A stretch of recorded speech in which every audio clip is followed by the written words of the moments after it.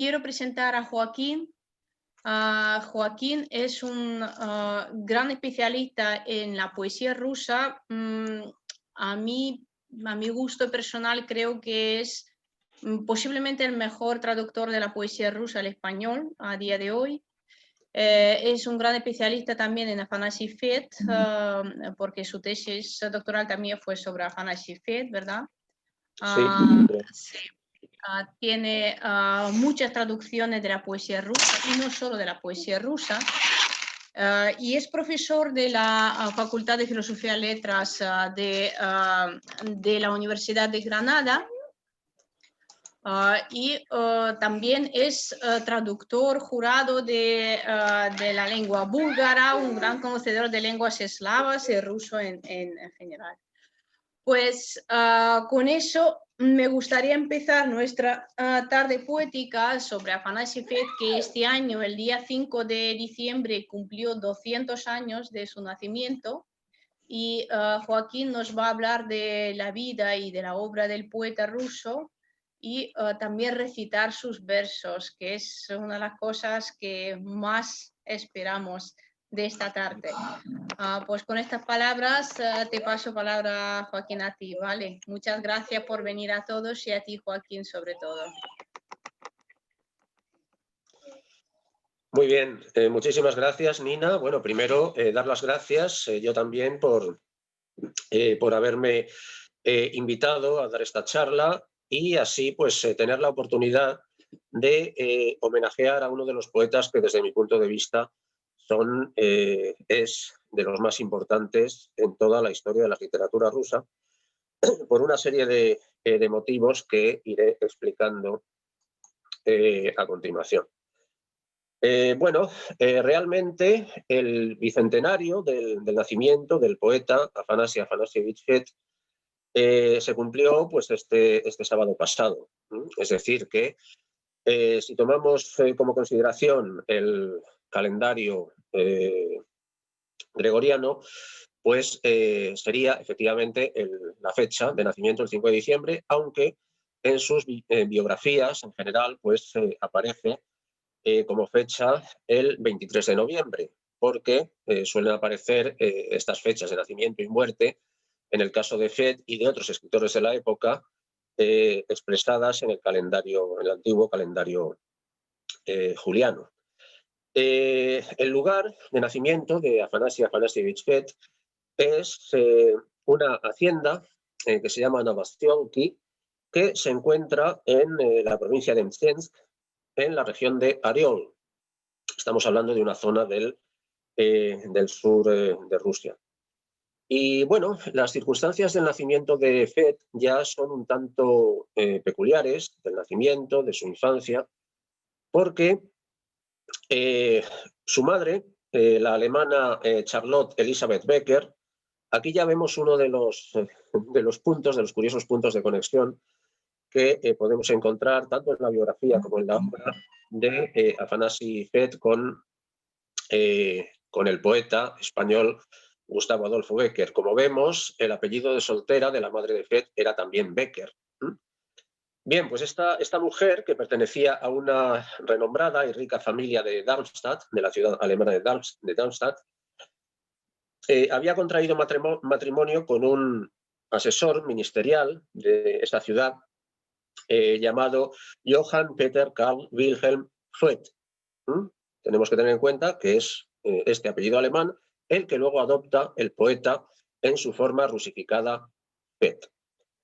Bien, pues esta mujer había tenido ya una hija en 1818 con este Fed, y el matrimonio en cualquier caso fracasó estrepitosamente, y en un momento dado pues un terrateniente ruso llamado Shenshin, Afanasy Neofitovich Shenshin, pues hizo una visita a esta ciudad de Darmstadt por razones de salud y se alojó en la casa de la familia Becker en Darmstadt. Y bueno, pues resulta que este terrateniente ruso, Shenshin, se enamoró de Charlotte, y en septiembre de ese mismo año, estamos hablando de 1820, huyó con ella a Rusia, así por las buenas. Se fueron a Rusia, y al llegar a Rusia, pocas semanas después de su llegada, nació Afanasi, nació el niño Afanasi. Entonces, bueno, hay que decir que Shenxin, de todas formas, como estaba claro que el padre biológico era el alemán Fuet, Shenxin nunca llegó a reconocerlo como hijo legítimo. Por eso, durante gran parte de su vida, se vio obligado a adoptar este apellido alemán, Fuet, en su forma, como he dicho antes, rusificada, Fet. Si bien pudo conservar, eso sí, el patronímico, que es el nombre de pila de su padrastro, según la costumbre rusa, es decir, Afanasievich, hijo de Afanasi Shenxin. Bueno, en el año 1834, es decir, con 14 años de edad, pues Afanasi ingresa en un colegio alemán luterano de una ciudad que entonces se llamaba Verro, actualmente se llama Boru y se encuentra en Estonia. Ingresa en este colegio alemán porque él es bilingüe, es decir, domina perfectamente tanto el ruso como el alemán. Y al cumplirse un año de su estancia en el internado, pues se produce un hecho que va a dar un giro inesperado a su vida, porque Shenxin, su padrastro, le envía una carta en la que, sin más explicaciones, le comunica que a partir de ese instante tiene que llevar el apellido Fet. Es decir, que de la noche a la mañana ha quedado despojado de su título nobiliario, de su buen nombre y de todos los derechos sucesorios. Los motivos son de carácter jurídico, porque la legislación rusa declara ilegal el bautizo del niño como hijo de Shenxin. Y bueno, esto produce, como es lógico, en un adolescente, pues una crisis de identidad, una profunda crisis de identidad, que además su padrastro Shenxin realmente no le ayuda mucho a superarla.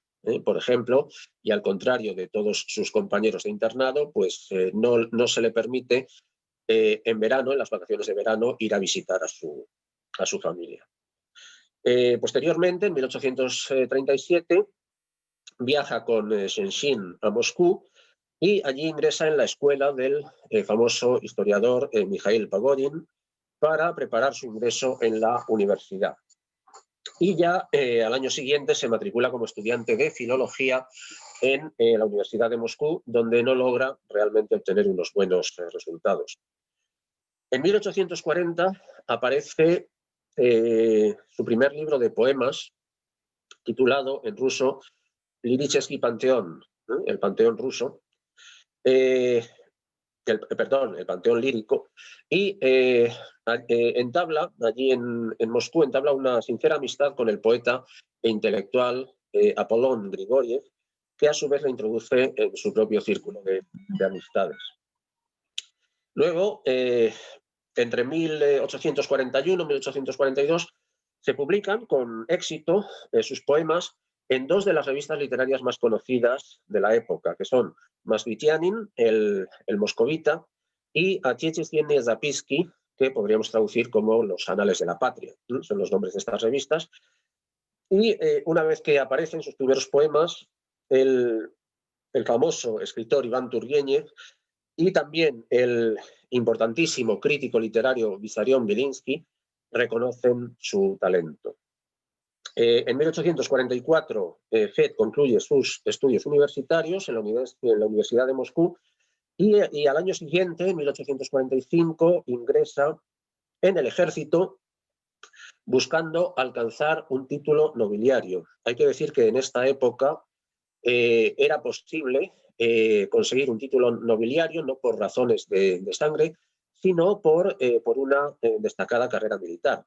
Entonces, eso es lo que intenta, en principio, al enrolarse en el ejército y con el rango de oficial de un regimiento de coraceros es destinado a la región de Jersón, cerca del Mar Negro.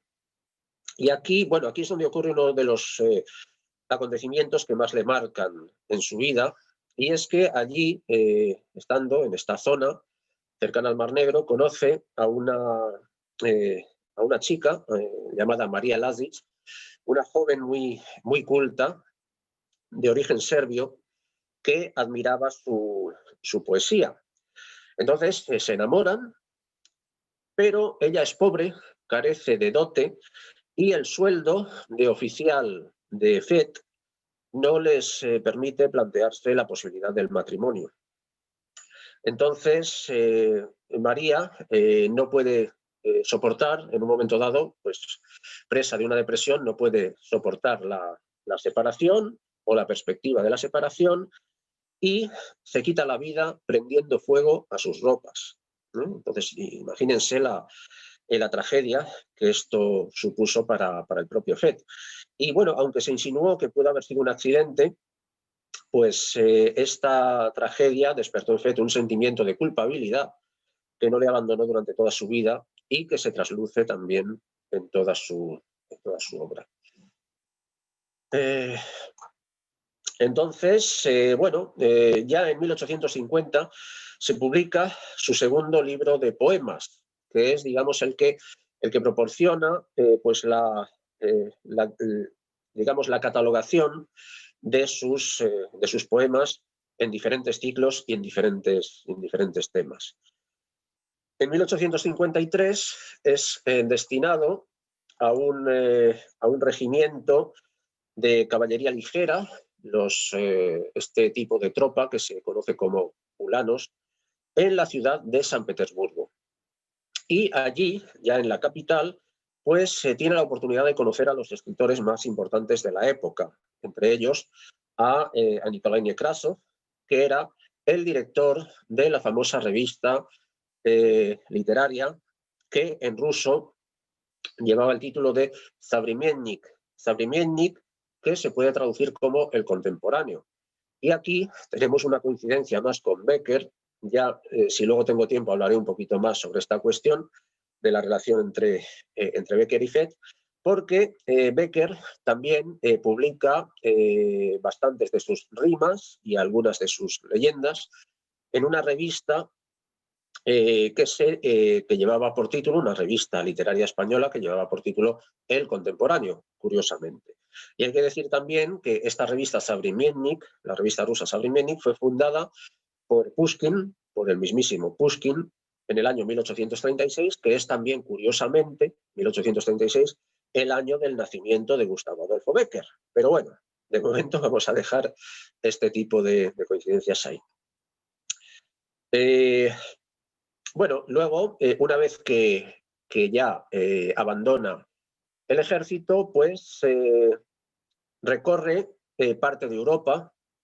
FED recorre parte de Europa, viaja por Alemania, Francia, Italia, y desde estos países escribe algunas crónicas precisamente para la revista Savremennik. En 1857 contrae matrimonio en París con María Botkina, María Petrovna Botkina, que es la hermana del crítico literario, del escritor y crítico literario Vasily Petrovich Botkin. ¿Por qué es conocido este Vasily Petrovich Botkin? Seguramente a algunos de ustedes les suena o lo conocen, porque es el autor de las conocidas cartas sobre España. Entonces, quien no haya leído estas cartas sobre España, están traducidas al español por mi amigo y colega Ángel Encinas, que creo que estará escuchando esta charla. Pues es recomendable, evidentemente, su lectura por muchos motivos. Y bien, al regreso de su viaje por Europa, pues se esfuman realmente sus esperanzas de conseguir un título nobiliario mediante el ejército. De hecho, él ya ha abandonado el ejército. Y además, poco después, ciertas ideas de carácter utópico y revolucionario empiezan a adquirir gran relevancia en Rusia y las posiciones políticas en Rusia se hacen más extremas. Turguéñez y los representantes del llamado Círculo Estético abandonan la redacción de la revista Savremennik, El Contemporáneo, donde se impone la línea dura de tipo social y antimonárquico de los escritores y críticos literarios Nikolai Chernyshevsky y Nikolai Dobrolyubov, entre otros. Entonces, Fed también se ve obligado a dejar de publicar en Savremennik. Luego, en 1860, y gracias a la dote de su esposa, de María Botkina, compra una finca llamada Stepanovka en la provincia de Mtsensk, es decir, en la misma provincia donde él había nacido, realmente cerca incluso de la hacienda de los Shenshin, donde él nació. Y allí, en esta finca de Stepanovka, pues se dedica a las tareas propias de los terratenientes y también ejerce labores de juez de paz, lo que le permite prosperar económicamente y lo que le granjea la desconfianza de ciertos círculos progresistas. Y finalmente, en 1873, un decreto del zar Alejandro II le permite llevar por fin el apellido de Shenshin. Entonces, de todas formas, él para su creación literaria sigue utilizando el apellido de Fed. Por eso, evidentemente, él realmente pues, no firma prácticamente ninguna de sus obras con el nombre de Shenshin, sino con el de Fed, por el que realmente era más conocido. Entonces, a partir de 1861, ya con la subida al trono en Rusia de Alejandro III, los ecos revolucionarios pierden fuerza en Rusia y con ellos se desvanecen las esperanzas utópicas de libertad de algunos escritores, entre ellos pues, los que hemos citado antes, Chernyshevsky, Dobrolyubov, etc. Y es en ese momento cuando la poesía lírica suave y metafórica de Fed vuelve a tener una gran aceptación. En 1883 se publica la primera edición de su libro de poemas titulado Вечерние огни, Luces Vespertinas. Desde aquí tengo un ejemplar, es relativamente reciente, no sé si se puede ver ahí en cámara, y es digamos, pues es como el compendio de las obras de Fed, sobre todo a partir de las compuestas a partir de 1850. En 1886 es nombrado miembro correspondiente de la Academia de Ciencias de San Petersburgo. En 1889 se celebra en Moscú un homenaje a Fed con motivo del 50 aniversario de su obra literaria. Tenemos que tener en cuenta que la obra literaria de Fed es realmente muy prolongada en el tiempo. Y en 1890 se publica en Moscú Мои воспоминания, mis memorias, es decir, son una parte de las memorias de Fed, porque curiosamente en 1890, en vida de Fed, estas memorias que llevan este título de Мои воспоминания son realmente la segunda parte de su vida, porque las memorias de la primera parte de su vida se publican póstumamente, ya en 1893, con el título de Ранние годы моей жизни, es decir, primeros años de mi vida. Y en 1892, el 21 de noviembre, siempre según el calendario juliano, Fed muere en Moscú, en su casa de Moscú. Hay que tener en cuenta que en Moscú es donde pasaba el invierno, los inviernos, en sus últimos años.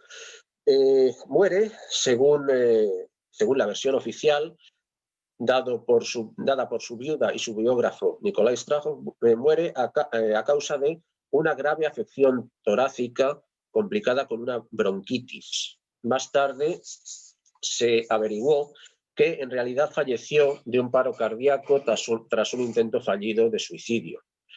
Sobre esto yo he leído alguna cosa que da algún detalle más. Parece ser que estando en su casa de Moscú, en un momento dado, pues una de las sirvientas una de la servidumbre de la casa, pues entró en el gabinete, en el despacho de Afanasy Fed, y se lo encontró pues como fuera de sí y con un abrecartas en la mano y haciendo amagos de clavárselo en el pecho. Entonces esta mujer inmediatamente corrió para intentar que Fed pues, realizara, digamos, este autoapuñalamiento, pero bueno, de alguna manera, aunque lo intentó, no lo consiguió, llegó a apuñalarse en el pecho, pero eso no le causó la muerte. Entonces parece ser que salió corriendo fuera de sí y finalmente, pues unos minutos después, por un paro cardíaco, le produjo la muerte. Es decir, es un poco final típico, característico de un poeta romántico, tantos de ellos que terminaron suicidándose. Y bueno, esto en cuanto a esto, digamos, son los retazos más importantes de la biografía de Afanasi Fed. Y ahora pues voy a entrar un poco en comentar cuestiones ya puramente literarias sobre la obra lírica, aunque también veremos que trató algún que otro género de Afanasi Fed. Podemos afirmar, sin temor a equivocarnos, que todo aquel que entienda la poesía y desee abrir su alma a las sensaciones que ofrece, no encontrará en ningún autor ruso, después de Pushkin, tanto deleite como en la poesía de Afanasi Fed. Esto no son palabras mías. Aquí estoy citando nada menos que al gran poeta ruso Nikolai Nekrasov. Es decir, que el propio Nekrasov, y ya lo hemos comentado un poco antes, pues reconoce el gran talento, la gran valía como poeta de Afanasi Fed. Como hemos visto, el periodo creativo es extraordinariamente largo. Se prolonga desde finales de los años 30 del siglo XIX hasta el día de su muerte. Y al final de su vida, algunos de sus amigos manifestaban con asombro que a sus 70 años de edad escribía de la misma forma que si fuese un colegial enamorado. Por ejemplo, alguno de los que decía esto era el famoso compositor Tchaikovsky. Y es verdad que apenas se percibe una evolución en la lírica de Fed entre 1840 y 1890. Y sus poemas llaman la atención siempre por su viveza, por el aire puro que respiran y por su riqueza cromática, que nunca se desvanece y que en muchos casos, como ocurre con los grandes genios de la pintura, hace que la obra se revalorice con el paso del tiempo. De todas formas, nadie ha sido capaz de encasillar a Fed en una corriente literaria determinada. La dificultad estriba no solamente en lo prolongado de su obra, sino también en la riqueza de elementos estilísticos que contiene. Cronológicamente, su obra se inicia en los estertores del romanticismo en toda Europa y termina en los albores del modernismo. Como es natural, su poesía no escapa nunca a la influencia de las corrientes artísticas y literarias de la época y tiene, sin duda, elementos característicos de todas ellas, si bien se aleja por razones inherentes a su espíritu creativo del realismo de carácter social que desde mediados del siglo XIX se impone en todo el continente europeo y con virulencia especial en determinados círculos literarios de Rusia. La poesía de Fed tiene una gran profusión de elementos claramente románticos. El intimismo, el carácter breve e intenso de sus composiciones son características esenciales del romanticismo. Aparecen, además, otros elementos típicos y muy representativos de los movimientos romántico y posromántico, como por ejemplo el sueño, la locura, la noche, la muerte, el más allá, la naturaleza. Temas románticos, fantásticos y casi esotéricos. También, por ejemplo, la clarividencia y hasta los viajes en el tiempo, temas que aparecen también, curiosamente, en muchos de los grandes escritores realistas rusos, como Tolstói, Dostoyevsky, Chekhov y el propio Turgenev. Utiliza un epígrafe tomado de un poema de Fed para el encabezamiento de su relato titulado Prizdraki, apariciones, que dice así, dice, solo un instante y el cuento maravilloso desvanece y el alma vuelve a llenarse de lo posible. Esto es de un poema de Fed. Entonces, No cabe duda de que la lírica de Fed es en gran medida subsidiaria del romanticismo, de un romanticismo, si se quiere, tardío. Y aquí encontramos una conexión más con Gustavo Adolfo Bécquer, que también fue un romántico tardío. Fed conoció, admiró y tradujo la obra de Byron, de Goethe, de Schiller, de Heine y de Mickiewicz, entre otros grandes poetas románticos. Por lo que determinadas afinidades, desde luego, no son casuales. Heine, por ejemplo, también tiene una clara influencia en la obra de Bécquer. Pero en la poesía de Fed hay algo más. Pese a todas estas posibles influencias románticas, es capaz de rizar el rizo. Logra modernizar la modernidad del romanticismo. Casi desde los albores de su obra poética, es decir, desde los años 40 del siglo XIX, el romanticismo de Fed, capaz de captar impresiones, matices, sonidos musicales, cambios mágicos de forma en un rostro, está enriquecido además con unos rasgos que más tarde darían forma a lo que se ha dado en llamar impresionismo. Así pues, su modernidad estética no es solo puramente literaria. Como adelantado del impresionismo, el carácter pictórico de su obra se plasma en pinceladas suaves y espontáneas, exentas de todo rigor academicista. El primer plano suele imponerse al segundo plano de la imagen. Estamos, por lo tanto, ante un creador muy especial que trasciende los ámbitos del romanticismo y del realismo para ingresar en un plano ajeno a los mismos. Fed se mueve en otra dimensión.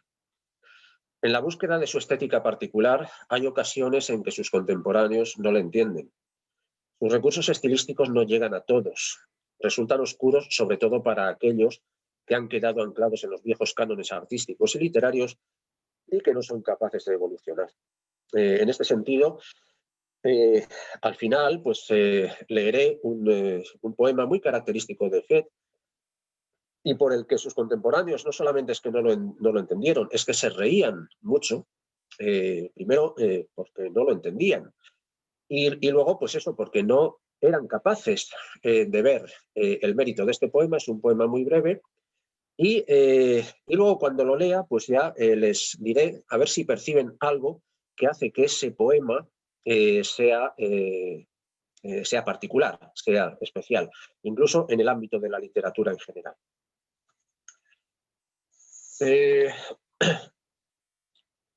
Luego, por otra parte, hay que hablar también de la influencia de Fed en la poesía posterior, sobre todo en los poetas de la época del modernismo en Rusia. Entonces, a Fed se le considera como el padre del simbolismo ruso. De hecho, resulta clara y palpable su influencia no solo en Valery Brusov, que es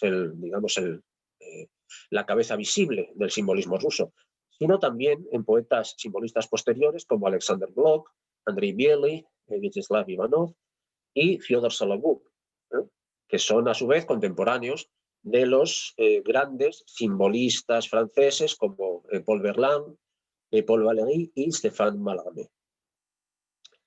Pero, según el filósofo y crítico literario Nikolai Strahov, a diferencia de los poetas decadentes occidentales, el mundo poético de Fed, que es una variante de la poesía pushkiniana de la realidad, no contiene en sí mismo la más mínima sombra de carácter enfermizo, la más mínima perversión del alma. Por eso siente un amor tan grande por Horacio y por el mundo antiguo en general. Y sigue diciendo Strahov, él mismo se distingue por una sensatez propia de los antiguos y por la claridad de sus actos espirituales. Nunca traspasa las líneas que separan la vida lúcida de las personas y las regiones demoníacas. Los sentimientos, tristes y amargos, tienen en él una inigualable medida de cordura y autocontrol. En esto realmente se diferencia claramente de los rasgos del decadentismo, que aparecen con profusión también en el simbolismo ruso. Por ejemplo, Andrei Biely, como otros escritores del modernismo ruso, poetas del modernismo ruso, pues reconoce la influencia de Fed en su poesía. Y Biely, en concreto, lo describe así, lo describe cómo Fett le inició en los secretos de la poesía y lo describe de un modo telegráfico y lapidario. Dice así: descubrimiento de la poesía de Fett, primavera de 1898. Lugar, la copa de un abedul sobre un estanque, en la aldea de Diedova. En mis manos, un libro de Fett. El viento, meciendo las ramas, se unía al ritmo de unos renglones que habían empezado a hablar por primera vez. Las luces vespertinas, que hemos visto antes, de Fett, también iluminaron los inicios de la obra poética de Alexander Blok, así como la percepción de la musicalidad del mundo característica del gran poeta simbolista, representante del llamado siglo de plata de la literatura rusa. Este y otros rasgos de semejanza atestiguan la relación existente entre ambos poetas.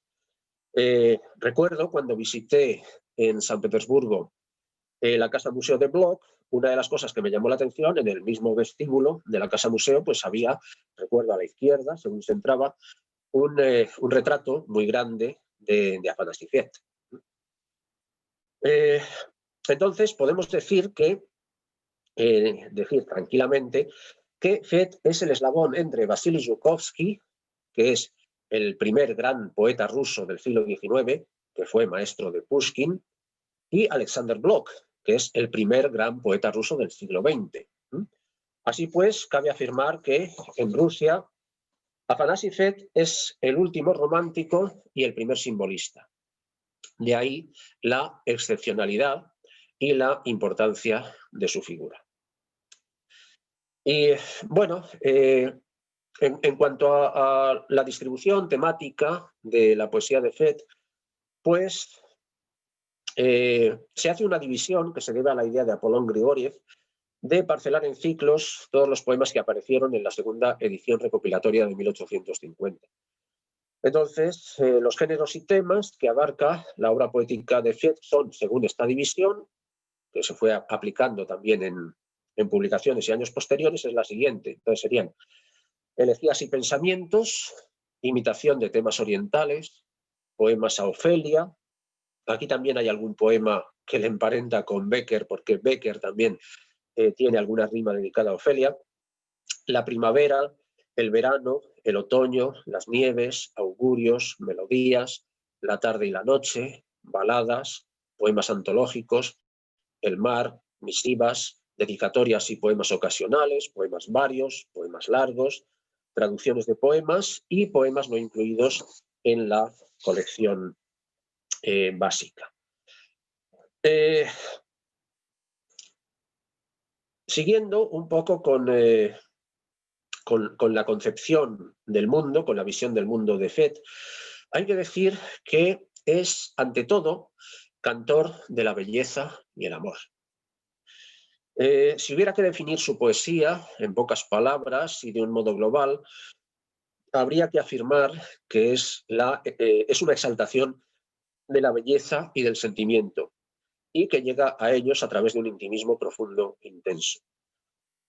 Es un culto a la belleza que le emparenta con la figura del poeta simbolista francés Charles Baudelaire.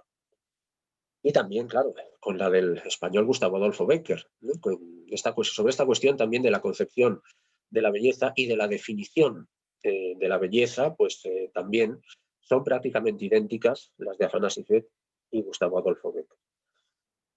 Entonces, Fett busca recrearse ante la belleza, pero se queja a menudo de la incapacidad del lenguaje para describirla adecuadamente.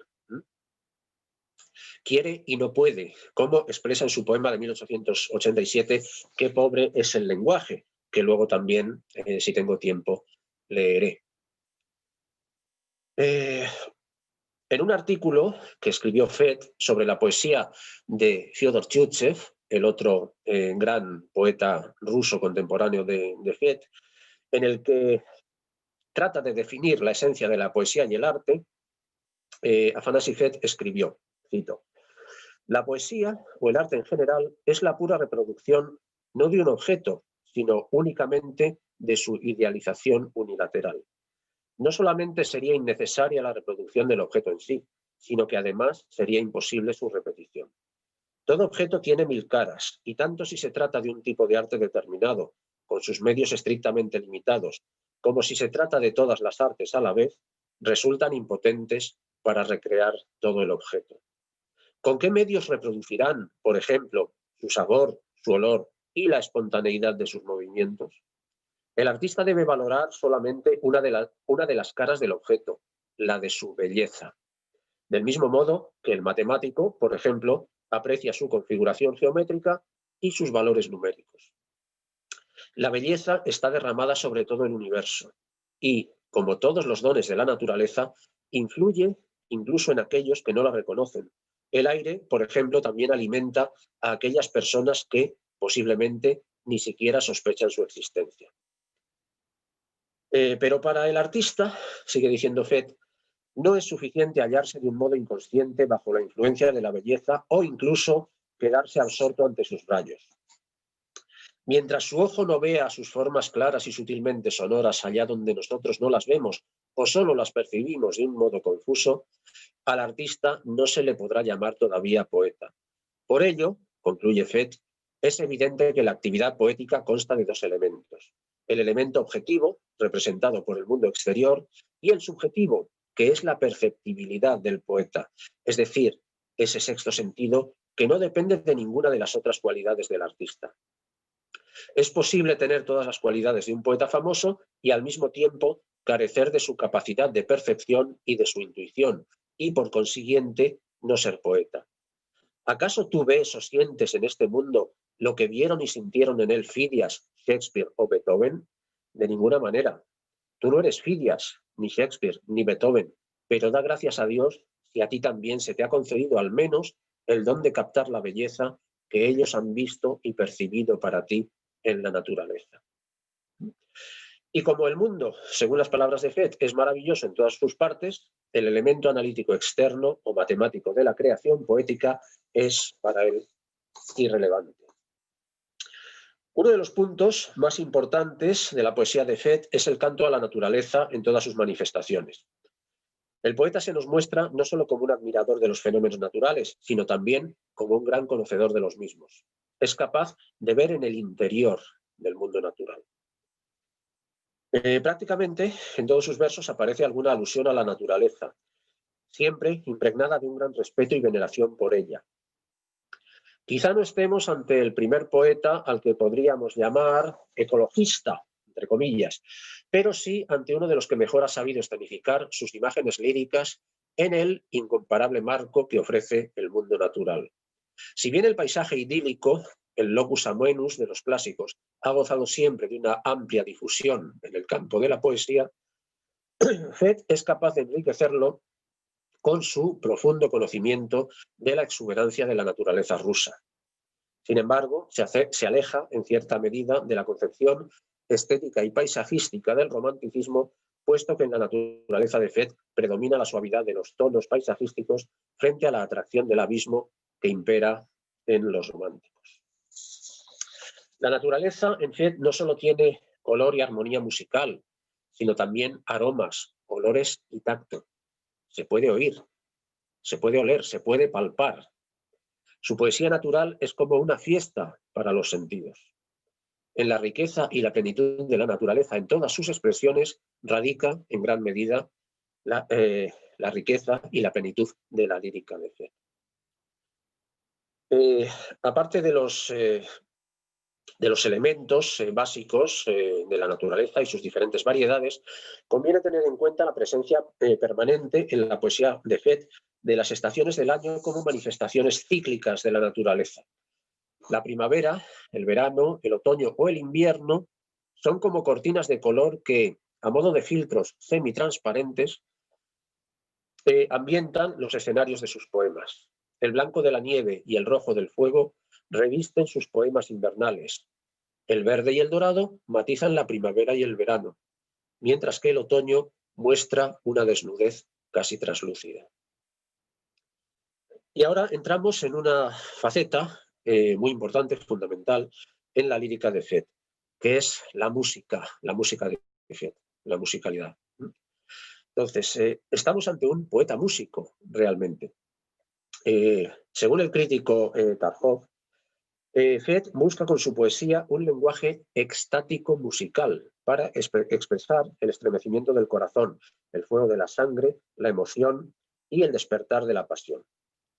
En palabras del propio poeta, y aquí ya cito a Fed, la poesía y la música no solo están emparentadas, sino que son inseparables. Todas las obras poéticas imperecederas, desde los profetas hasta Goethe y Pushkin, son obras musicales, es decir, canciones. En el espíritu poético de Fed se revela lo que puede definirse como un culto a la música. Como admirador de Gogol, Fed comparte la apasionada defensa que el autor, entre otras obras, pues de El Inspector, etcétera, de Almas Muertas, pues hace del arte musical. En este caso, como digo, cito a Gogol, que dice: «Oh, música, sé nuestra protectora y nuestra salvadora. No nos abandones. Despierta más a menudo nuestros espíritus mercantiles. Golpea más fuerte con tus sonidos nuestros sentimientos dormidos. Desgárralos, emociónalos y ahuyenta, aunque sea por un momento, este egoísmo frío y terrible que se esfuerza por dominar nuestro mundo». El culto de la música también acerca a Fed a la figura del poeta francés Verlaine, cuyo lema era «de la musique avant toute chose», de la música ante todo. Y la poesía de Fed es una lírica para recitar y cantar, porque posee muchas de las características propias de la composición melódica. Por eso, cuando se habla en Rusia de sus poemas, se les denomina poemas melodías. En ellos encontramos modulación, cadencia y ritmo como ingredientes esenciales de la forma, sin los cuales la lírica de Fed perdería una parte considerable de su valor poético. Pero los rusos no solo recitan a Fed, los rusos también cantan a Fed. Muchos de sus poemas, prescindiendo de la musicalidad que emanan de por sí, han sido convertidos en canciones propiamente dichas por algunos de los más grandes compositores rusos.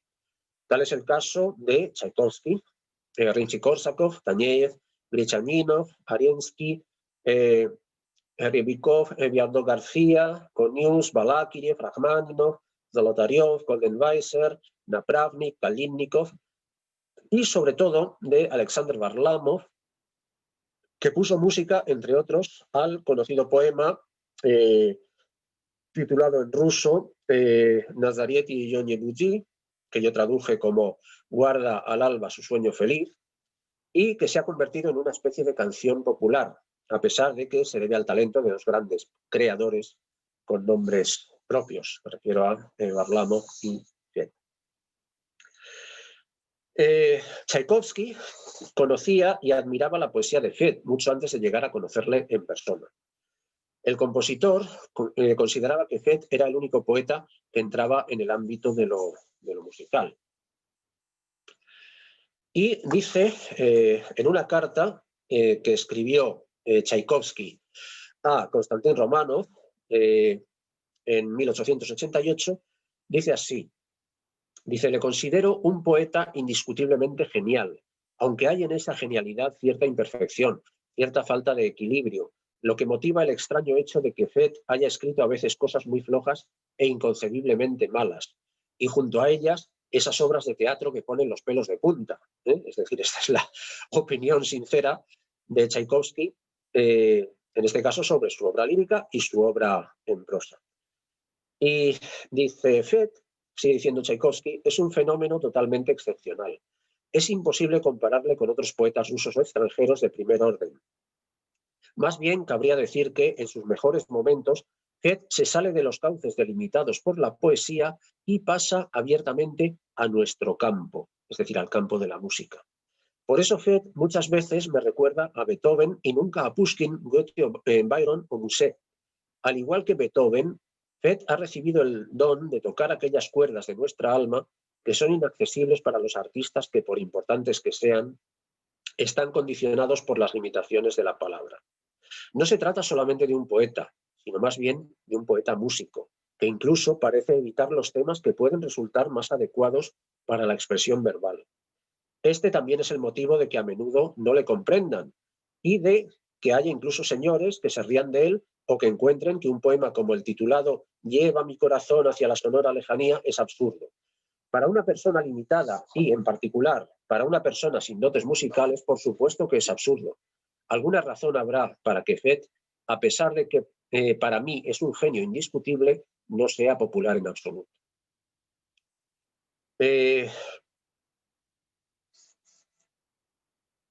Bueno, hay algunas cosas más que se podrían comentar sobre los comentarios que hace el propio Tchaikovsky sobre las dotes musicales. Pues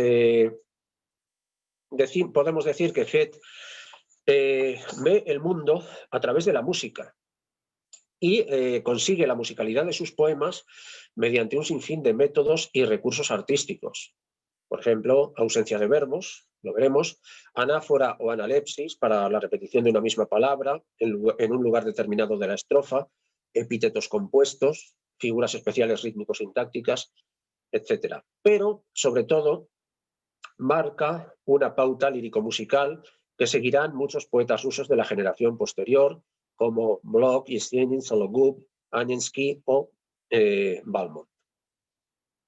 Bueno, también, y ya para no extenderme un poco más en esta cuestión, vamos a citar un poco de pasada pues la labor de Fett como traductor de poesía, la actividad de Fett en el campo de la traducción.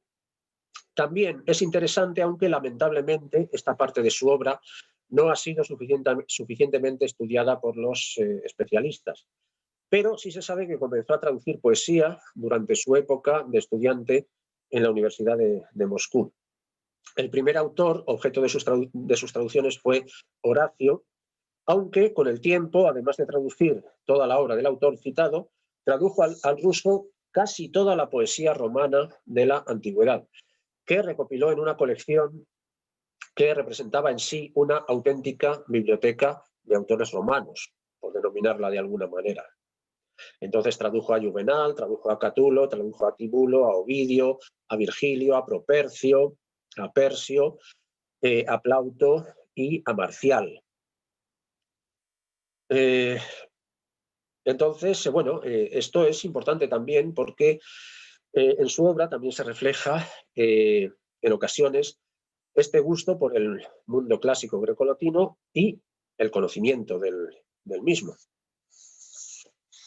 Luego también, aparte de traducciones de los autores clásicos, también tradujo poesía extranjera, tradujo bastante poesía alemana. Como he dicho al principio, pues él dominaba perfectamente el alemán, era bilingüe. Y luego, a través de otras lenguas, pues también tradujo, más bien adaptó, pues algún poema, por ejemplo, del chino, del francés sí tradujo directamente. Luego también del griego tradujo poemas de Anacreonte, en concreto. Luego del inglés, pues algunas tragedias de Shakespeare. También algunos poemas de Thomas More y de Lord Byron. Luego incluso del persa, algunos poemas de Saadi y Hafiz. Y también del polaco algún que otro poema de Adam Mickiewicz.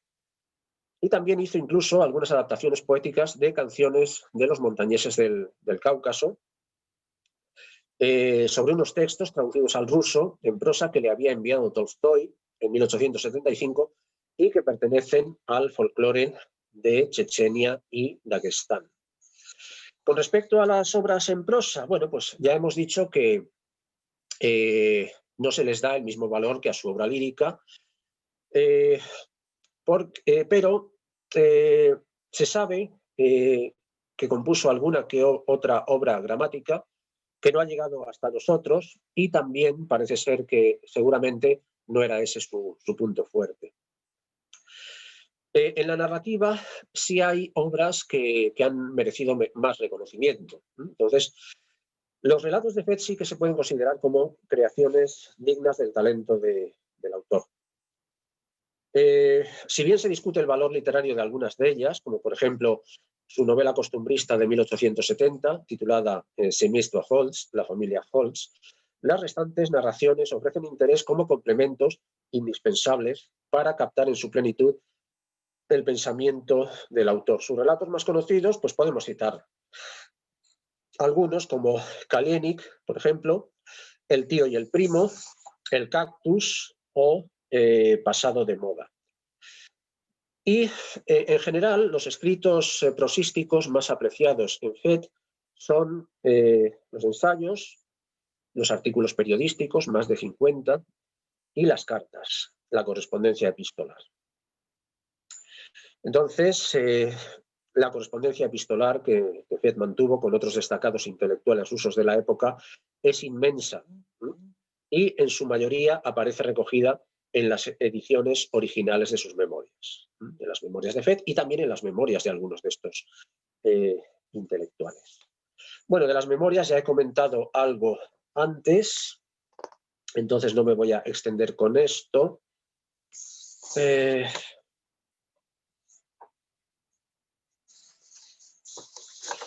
Luego hablar, ya para ir concluyendo, sobre la filosofía de FET. El FET visto como intelectual y filósofo. La prosa narrativa de FET y sobre todo sus artículos ensayísticos y crísticos muestran claramente la profundidad, la agudeza, la fuerza y la brillantez de su intelecto.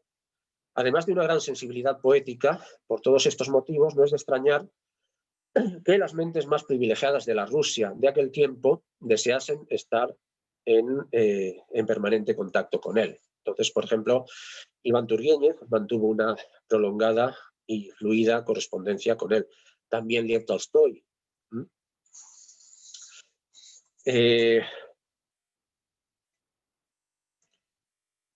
Y, por ejemplo, algunos de sus contemporáneos pues, distinguían, sin embargo, dos personalidades, la del FET poeta y la del FET que trataba y se relacionaba con sus semejantes. Poco antes de la muerte de FET, su amigo, Yakov Polonsky, le escribía lo siguiente, cito: «No entiendo qué clase de persona eres. ¿De dónde salen esos poemas tan empalagosamente puros, tan idealistas y elevados, tan reverentemente juveniles? ¿Qué Schopenhauer o qué filosofía en general te explica el origen o el proceso psíquico de un estado de ánimo tan lírico? Si eres capaz de explicármelo, empezaré a sospechar que dentro de ti hay otro hombre desconocido para todos e invisible para nosotros, pecadores, rodeado de una aureola brillante, con ojos de azul celeste y estrellas y con alas. Tú te has hecho viejo, pero él es joven. Tú todo lo niegas, pero él cree. Tú desprecias la vida, pero él, arrodillado, está dispuesto a echarse a llorar ante una sola de sus encarnaciones». Además de la percepción sensorial de las imágenes precisas que ya hemos comentado para asimilar el mundo poético de FET en su plenitud, hemos de movernos en un plano casi extrasensorial y abstracto, lo que nos indica que su lírica encierra un profundo mensaje filosófico. Si bien es cierto que, por ejemplo, su exposición del tema amoroso nos pone ante personajes de carne y hueso, también es verdad que su visión del mundo, mediante una contemplación detallada y profunda de los acontecimientos, se refleja claramente en muchas de sus composiciones poéticas. El interés de FET por el filósofo idealista alemán Arthur Schopenhauer se inicia en los años 60. Más tarde, en los años 60, pues tradujo, de hecho, y publicó en sus traducciones varias obras de Schopenhauer. A FET le llamaba mucho la atención el punto de vista dualista de la realidad de Schopenhauer, que consideraba el mundo como una voluntad, un reino dominado por la lucha, el sufrimiento y la muerte, y que proponía una posibilidad de liberación mediante la contemplación estética. FET incorpora este concepto en varios de sus poemas y en otros opone el mundo físico de la muerte y lo transitorio con el mundo espiritual de la vida eterna. Bueno, también pues, hay cuestiones en la obra de FET relacionadas con el eterno ciclo vida-muerte, con la vida en el más allá. En su correspondencia epistolar con Tolstoy, que en los últimos años de su vida también se interesó profundamente por todo tipo de experiencias religiosas y espirituales, FET comparte con el autor de Anna Karenina y Guerra y Paz muchas ideas y puntos de vista relacionados con el budismo y hablan constantemente en su correspondencia del nirvana, que para ambos es la extinción completa de un sujeto del ansia de vivir, y de la liberación de la vanidad del mundo exterior para alcanzar un estado de paz y bienestar absolutos como fin supremo de las necesidades espirituales de la persona. También utilizan el término budista samsara como el mundo engañoso de la existencia terrena que provoca en el hombre una gran cantidad de deseos insaciables que le llevan a una serie interminable de sufrimientos. Y ya, concluyendo, la vida y obra de Afanasi Fet, hemos visto que son un conglomerado de sensaciones que sorprende por su extensión, e intensidad. Sería imposible en una charla de este tipo recopilarlas y comentarlas en su integridad. Sin embargo, todo cuanto he expuesto hasta aquí de un modo breve y conciso puede ayudar a comprender y valorar la creación literaria de un gran autor ruso injustamente poco conocido fuera de su país. Como modesto desagravio, y empleando un símil olímpico deportivo, muy en el gusto por lo clásico de Fet, diré finalmente que por méritos propios le corresponde un lugar de honor en el podio de la poesía rusa de todos los tiempos. Y bueno, aquí concluyo lo que es la charla. Bueno, tenemos tiempo todavía, ¿verdad, Nina?, para leer poemas y estas cosas, ¿no? Sí, sí, tenemos tiempo, sí. Y nos Vale, gustaría escucharte, por favor. Claro. Bueno, entonces voy a emplear, aunque sea unos segunditos, a ver si consigo entrar por el ordenador y así puedo presentar alguna cosilla. Vamos a ver. La clave de acceso era 274. Vamos a ver si logro localizarlo. Un momentito. Sí, es... un momento. Vamos a ver. Era 247494. Vamos a ver.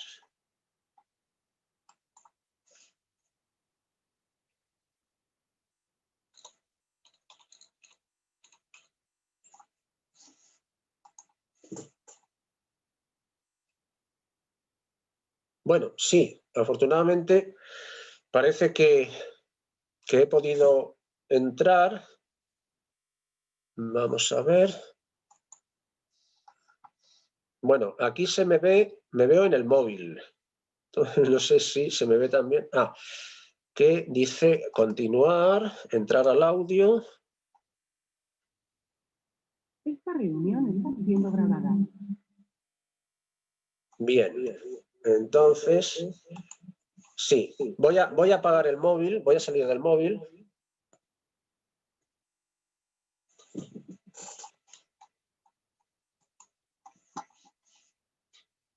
Bueno, ya se me ve en el ordenador. Y se me oye, ¿no? Sí, pero tiene que apagar el móvil. El móvil, sí, eso estoy viendo, sí. A ver, apagamos el móvil.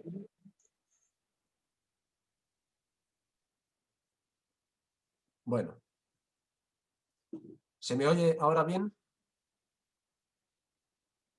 A ver. Bueno, no oigo a Nina, Perfectamente, todo bien. Se me oye bien, ¿no? Vale, perfecto.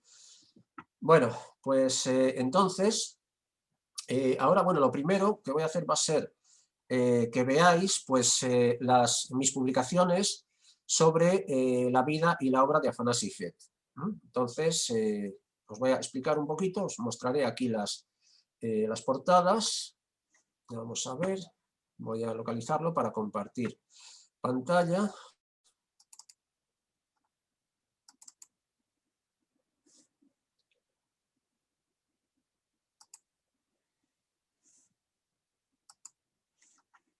A ver, compartir pantalla.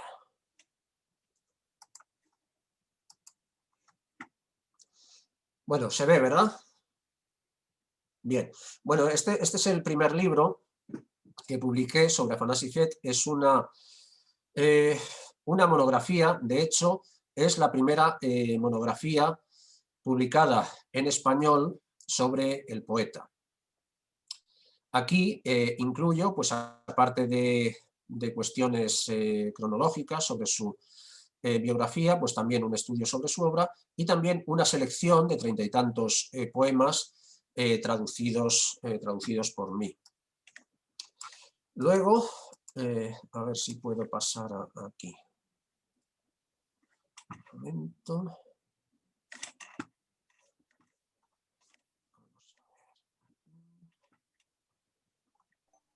Dale el siguiente en el teclado y así puedes. Sí, lo que pasa es que el siguiente me parece que va a salir... Ah, no, esto es otra cosa. Estos son otras cosas, que luego comentaré también. Bueno, lo comento ya sobre la marcha. Esto es cuando hice la visita, con motivo de la publicación de mi antología bilingüe en Moscú, de FED, pues me invitaron a visitar la hacienda de Vorobiovka, que es donde FED vivió los últimos años de su vida y donde está enterrado. Entonces aquí se puede ver que aquí en la hacienda de Vorobiovka, desde 1877 hasta 1892, vivió Afanasi Afanasievich FED. ¿Hay alguna vista más? Bueno, esta casa que se ve al fondo es la casa de la hacienda donde él vivió. Bueno, esto es un edificio anexo, concretamente el que en su momento correspondía a las caballerías y que en la época soviética fue utilizado como escuela. Aquí, bueno, otra vista con la casa de FED al fondo. Entonces, vamos a ver si puedo pasar a...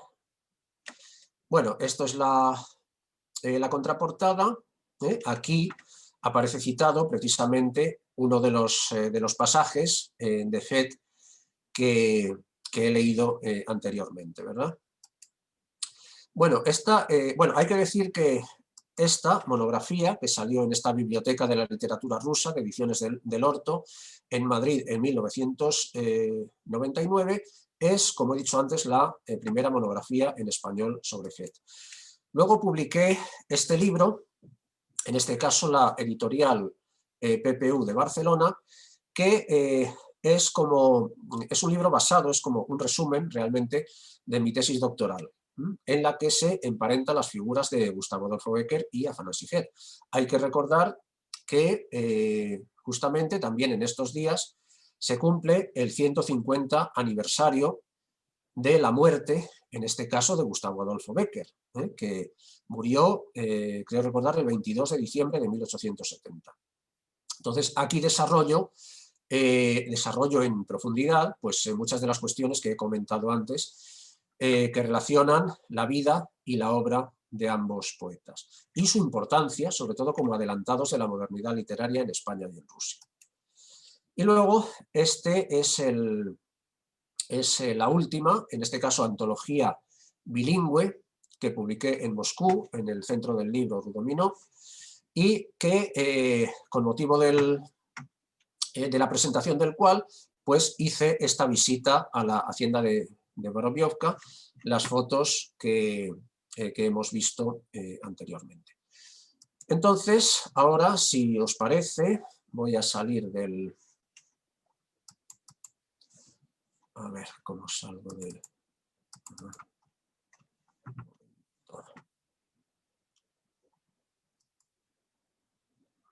Si puedo salir un momentito.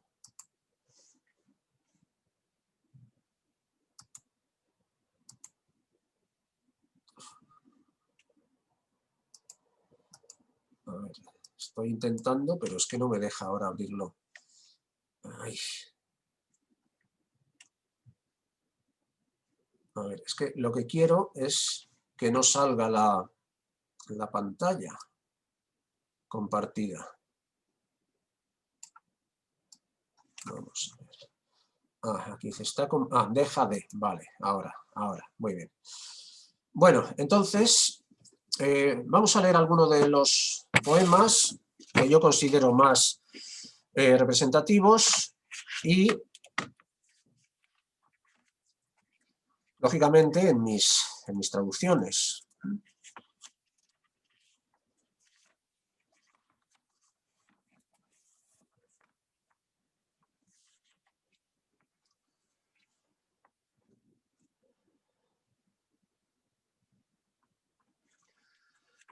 Bueno, voy a empezar por uno que creo que voy a leerlos directamente en su traducción al español para no ocupar demasiado tiempo. Uno que se titula Golondrinas, Lastochki en ruso.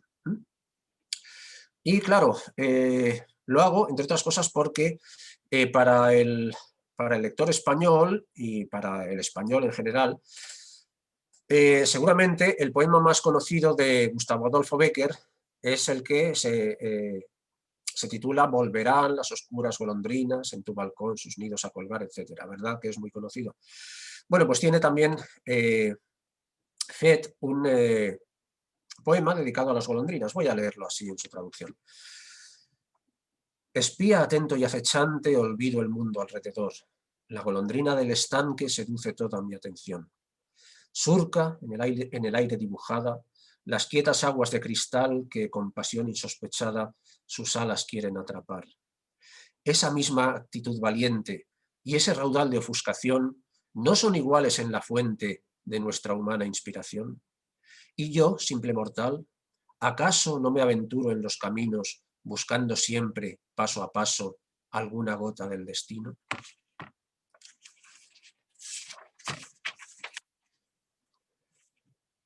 Y ahora uno que a mí me suena muy beckeriano, a ver qué les parece a ustedes. Dice así: una palabra más para olvidarse, otro suspiro a medias al azar. Mi corazón ya vuelve a acongojarse y ya a tus pies me vuelves a encontrar. Tiembla mi alma ya presta a inflamarse, y aunque la luz del sol cayó al abismo, el cementerio vuelve a iluminarse y da terror la sombra de uno mismo.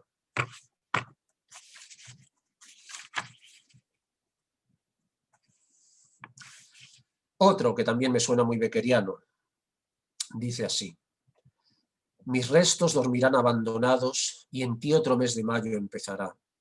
Mis versos con deseos renovados quizá en algún momento escucharás. Tu vivo corazón puro de niña sabrá los locos sueños que viví y cómo, entre apagadas melodías, he muerto y que tú irás detrás de mí. Oyendo de mi tumba el llamamiento, lo eterno del amor comprobarás. Y ahora, cuando vengas a mi encuentro, también fuera del tiempo vivirás.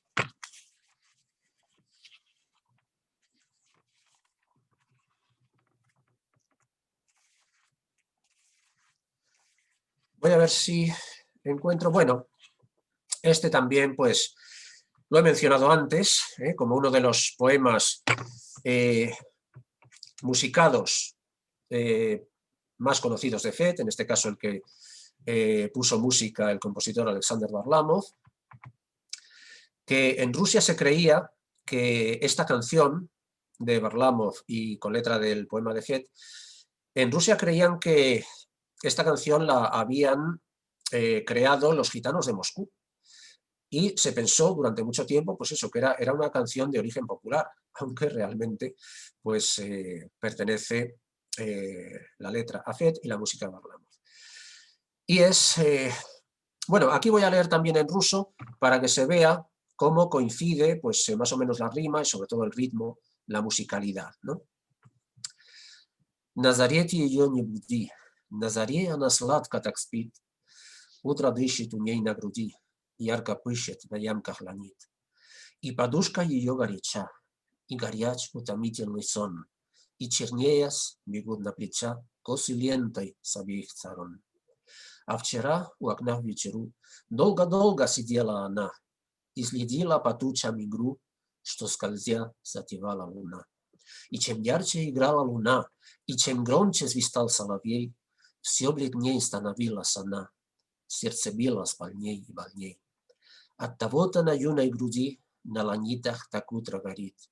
Не будишь ты ее, не буди, на заре она сладко так спит. Bueno, se puede ver, ¿verdad? La música, esto es la música de Fed. Ta, ta, ta, ta, ta, ta, ta, ta. Esto es lo que se conoce técnicamente como anapesto, ¿no? Trípodo. Bueno, y la traducción es la siguiente. Guarda al alba su sueño feliz, no profanes su dulce dormir. La mañana suspira sutil en su pecho y su rostro infantil. Su almohada parece quemar y su sueño mantiene el calor. Y cual negro crespón de percal, su cabello le cae en derredor. Pero anoche, a la puesta del sol, mucho tiempo pasó sin hablar y veía, asomada al balcón, a la luna y las nubes jugar. Y el fulgor de la luna al jugar y los cánticos del ruiseñor poco a poco le hicieron llorar. Le partió el corazón su dolor. La mañana calienta febril sus mejillas, su pecho infantil. Guarda al alba su sueño feliz, no profanes su dulce dormir. Bueno, vamos a ver, ¿nos da tiempo para alguno más, Nina? Ok. Vamos a ver si encuentro el de... Bueno, también hay alguna miniatura poética, ¿no? Que esto también pues tiene, por cierto, Gustavo Adolfo Bécquer, aquello de que es poesía, dices mientras clavas en mi pupila tu pupila azul, que es poesía, y tú me lo preguntas, poesía eres tú. Bueno, pues Fed tiene cosas así. Чудная картина, как ты не равна, белая равнина, полная луна, свет небес высоких и блестящий снег, y сани далеких, одинокий бег. Yo esto lo he traducido así.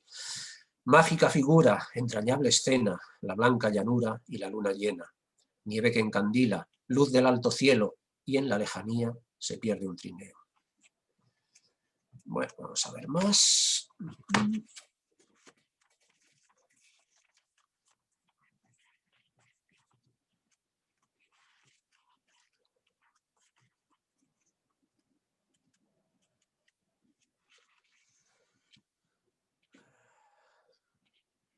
Estoy buscando el de Chopot Roque de Jañe.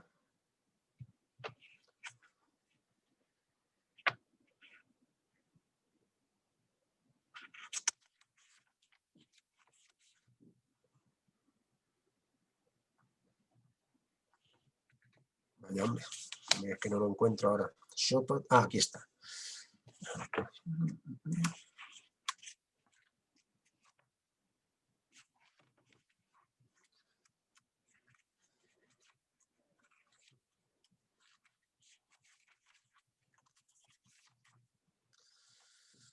Bien, bueno, presten atención a este poema en concreto, que comentaré unas cositas, comentaremos. En ruso dice así: Шепот, робкое дыхание, трели соловья, серебро и колыхание сонного ручья, свет ночной, ночные тени, тени без конца, ряд волшебных изменений милого лица. В дымных точках пурпур розы, отблеск янтаря, y lapsania, y слезы, y заря, заря. Y la traducción al español: tímidos, suaves suspiros, voz del ruiseñor, olas de plata en el río llenas de sopor, noche con luces y sombras, sombras sin final, mágicos cambios de forma en tu hermosa faz, púrpura rosa en las nubes, ámbar por doquier, besos y lágrimas dulces, y el amanecer. Bien, este es uno de los poemas que sus contemporáneos no llegaban a entender, y además lo criticaban mucho. ¿Por qué? ¿Por qué? A ver, ¿alguien se atreve a decir algo al respecto? A ver, ¿alguien que quiera entrar y decir algo al respecto sobre este poema que acabo de leer en concreto? Que haya percibido algo, algo particular. Que no hay ningún verbo. Eso es. Exactamente. Bueno, esto es además es que aquí hay que darse cuenta de que tanto en el original como en la traducción no hay ningún verbo. Y aunque no haya ningún verbo, ¿a que no suena mal? No suena mal, al contrario, al contrario. Es curioso cómo consigue esa sensación de movimiento y de paso del tiempo sin necesidad de recurrir a la utilización de un verbo. Es decir, desde el punto de vista gramatical, sintáctico, esto es absolutamente único, sobre todo en la época. Y yo diría que es el primer poema sin verbos en toda la literatura rusa, y no sabría decir si incluso en toda la literatura universal.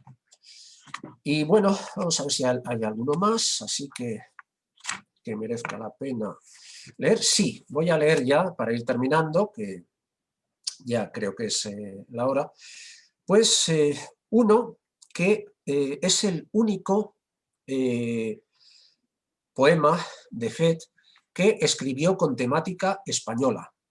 Solamente escribió este, solamente tiene este.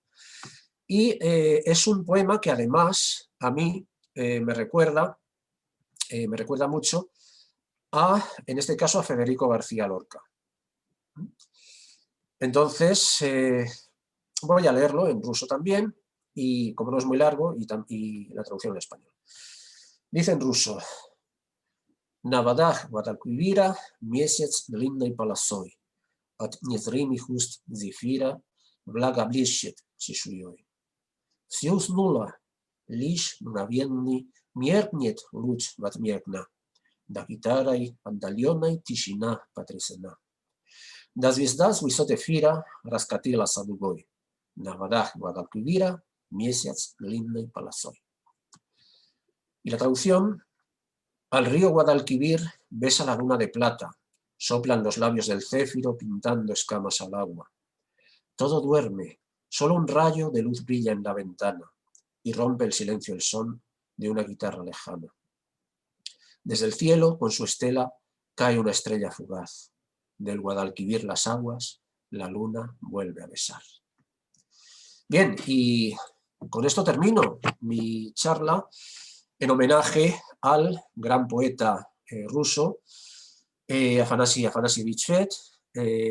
Creo que es merecido, tratándose de una efemérides tan importante como es el caso del bicentenario de su nacimiento.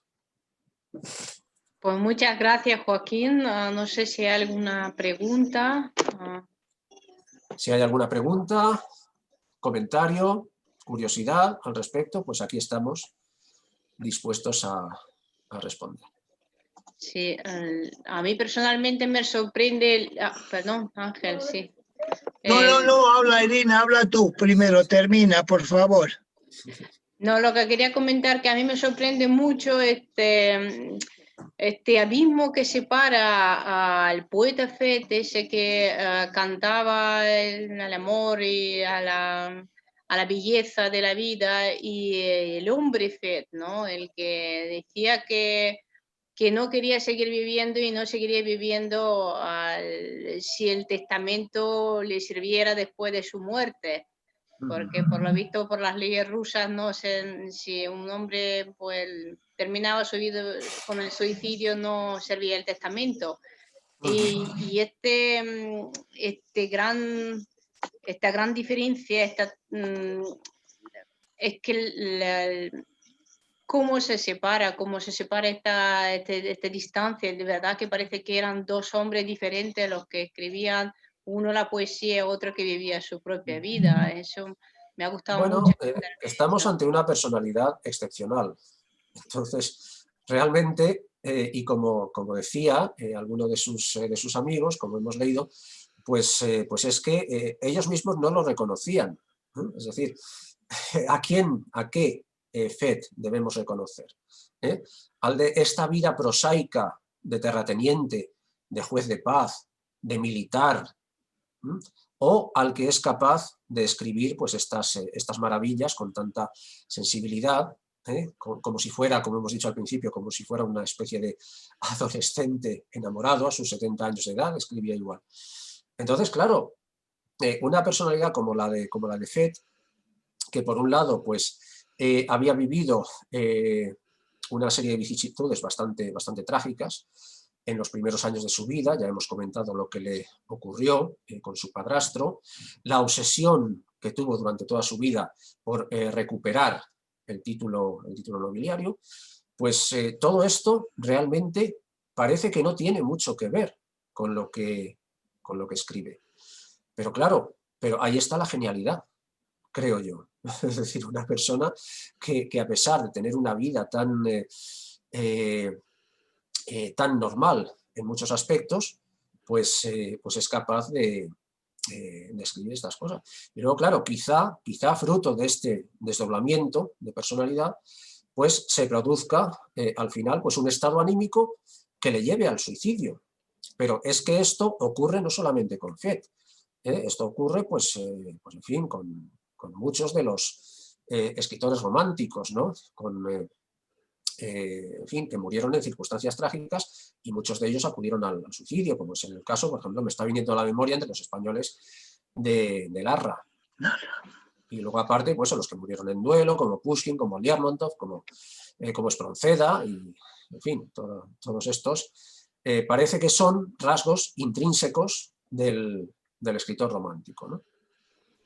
También, Bueno. por cierto, y volviendo a esto, también Becker, su vida fue bastante prosaica, su vida personal, su vida privada también fue bastante prosaica y desgraciada, en el caso de Becker. Es decir, esto es un rasgo que emparenta más, que acerca más a este tipo de personalidades, que se dan mucho en el poeta romántico. Muchas gracias, Ángel Luis. La Sí, pregunta. yo lo que es increíble, y tú también supongo, Joaquín, que lo percibirás, es como los rusos que no han estado en España, Karamzin, Zhukovsky, Pushkin, Goethe, entre otros, Dostoyevsky, con su monólogo del Gran Inquisidor, son capaces de captar el ambiente y el espíritu español, tanto del pensamiento como también de la propia naturaleza. Eso que tú has leído de Goethe sobre el Guadalquivir ya lo tiene Pushkin. Sí. También en parte, o sea que va pasando de generación en generación. Y la pregunta que te voy a hacer en definitiva es ¿cuándo nos vas a deleitar con la traducción de las memorias de Goethe? Uy, esos son palabras mayores.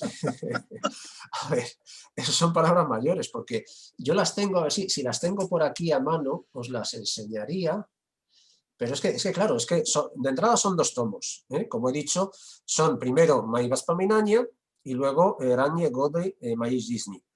En Rusia hay algunas ediciones un poco abreviadas, pero claro, yo de traducirlas, las traduciría completas, es decir, no adaptadas, sino completas. Lo que pasa es que estamos hablando de palabras mayores y también que tiene que haber una editorial dispuesta a, pues, a correr, digamos, con la responsabilidad de publicar esto. Que claro, yo no sé, hoy día las editoriales ya sabemos cómo funcionan a estos niveles, ¿no? Pero, hombre, yo en principio sí estaría dispuesto, pero ya digo que son palabras mayores. Me gustaría. Tú también, Ángel, has traducido pues, muchas obras importantes y bueno, yo también te podía devolver el guante. Entonces, a ver, bueno, vamos a ver, o podríamos ponernos de acuerdo de alguna manera, ¿no? Pero, y volviendo a la primera pregunta, con respecto a esta sensibilidad especial que parecen tener los rusos con respecto a la captación del espíritu, de lo español, de lo hispano, pues bueno, sí es verdad. Yo creo que desde tiempos ya bastante remotos, pues lo español ejerce en el ruso pues una fascinación especial.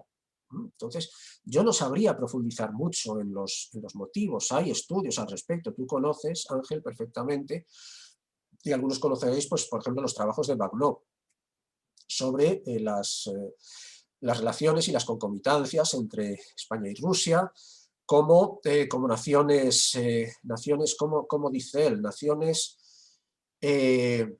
marginales, que yo le dije a él, no me gusta el término marginales porque puede tener sus connotaciones negativas, yo diría más bien periféricas, ¿no? Periféricas en lo que respecta al ámbito cultural europeo.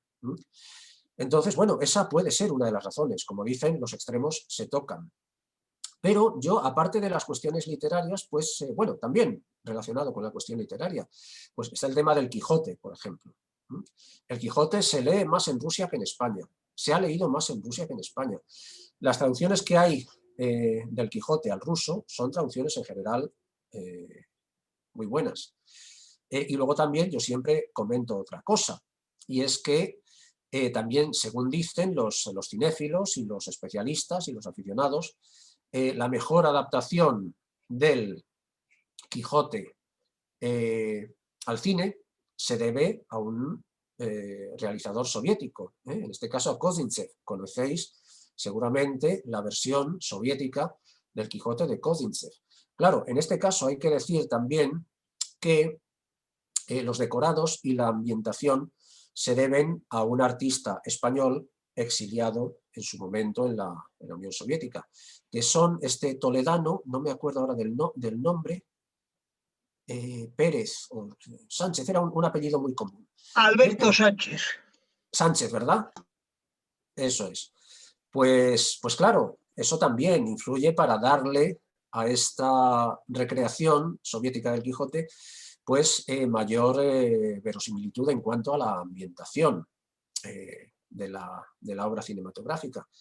Pero es curioso, y en fin, yo he dado algunas conferencias en el Toboso, donde hay pues, una serie de personas estudiosas, especialistas y entusiastas, sobre todo, de Cervantes y el Quijote, y claro, y a veces se quedan sorprendidos, ¿no?, cuando comento estas cosas. Digo, pues es que en Rusia, seguramente en Rusia, entre los estudiantes, por ejemplo, no sé si en la actualidad, pero al menos yo recuerdo en ciertas épocas, pues era más leído y más conocido el Quijote y el propio Cervantes que en España.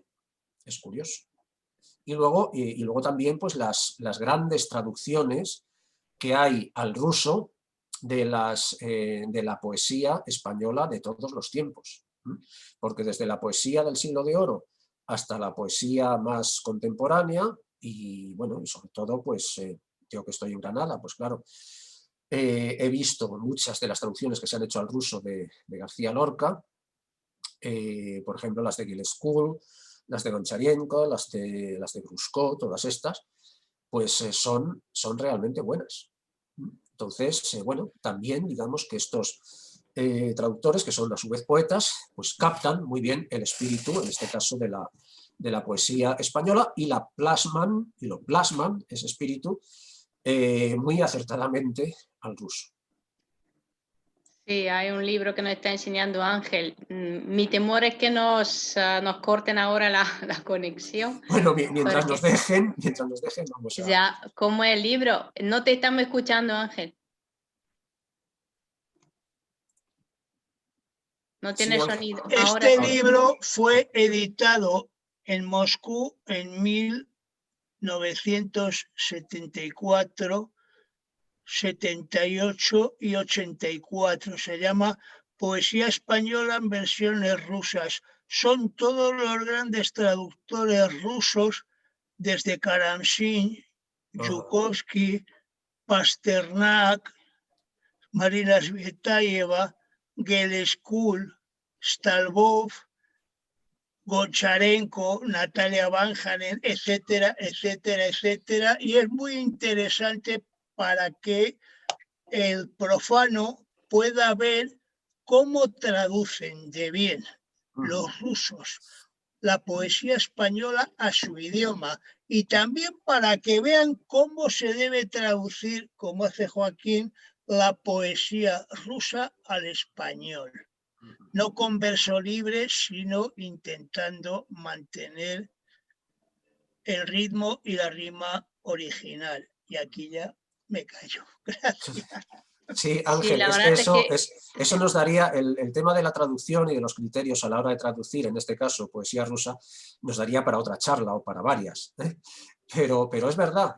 Mira, yo aquí precisamente en esta edición que he mostrado antes de la edición bilingüe, pues precisamente la introducción que yo hice, en este libro que hice yo, la introducción en español, la tradujo al ruso Natalia Vanhanen, que acaba de citar Ángel, ¿no? Y luego yo tengo ahí, no sé si lo tengo a mano, tengo también pues un libro con la traducción al ruso de la poesía española del Renacimiento y del Siglo de Oro. Es decir, toda la poesía española del Renacimiento y del Siglo de Oro traducidas al ruso. Es una edición que tiene ya bastantes años, pero claro, yo leyendo esas traducciones, pues es que me asombro de la gran capacidad que tiene. Claro, estos traductores evidentemente también son poetas, y eso se nota. Por eso yo siempre digo que para traducir bien poesía hay que ser como mínimo al menos un poco poeta. Bueno, muchísimas gracias, Joaquín, por venir, por contarnos sobre FED, que ha sido una conferencia muy interesante y sobre todo por el recital de versos, que nos gustaría repetirlo. E incluso se me ocurre la idea de a lo mejor grabarlo en vídeo, leyendo en ruso, en español, verso por verso, ¿verdad? Claro, Eso sería... hacer una velada poética y ampliando, claro, ampliando, porque sí. hoy he leído unos cuantos, pero hay muchos más, ¿no? Pues lo vamos a hacer. Pues muchísimas gracias a todos por venir, Joaquín, muchas gracias. Gracias a ti una vez más y espero, gracias a todos los que habéis asistido. Estoy espero encantado. volver a veros pronto.